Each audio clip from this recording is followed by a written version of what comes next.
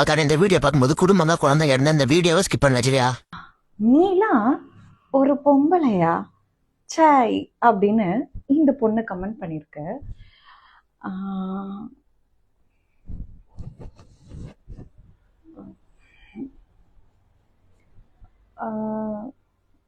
சுடிதார் தான் நான் போட்டிருக்கேன்.